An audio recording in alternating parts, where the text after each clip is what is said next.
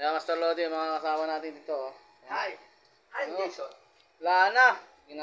Kinatay-katay na yung ano dito. Ang outdoor, sa ano.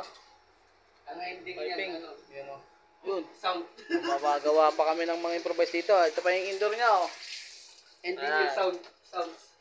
Ah. Noong una may nakita leak sa elbow sa indoor. Tapos may nakita rin dito sa U-bend ng indoor din. Dami sakit eh. Tapos pangalawang balik na to. Dito naman. Ay, hindi lang pangalawa to. At ito, may umusok dito kanina. Umusok. Natin.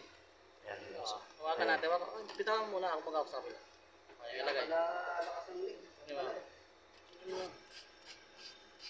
Tapos na tayo ng pipe. Bumaba pa sa pipe eh.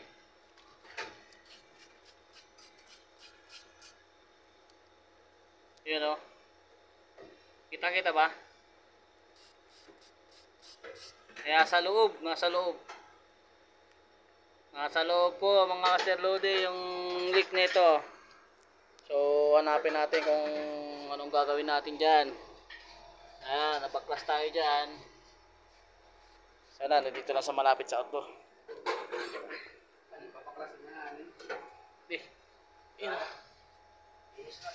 Ito, baba na oh. 350 yan kanina oh. 350 yan kanina. Lumaki na siguro butas na ito. Yan, dami namin ano dyan oh. May improvise dyan kung anong kailangan gamitin dyan.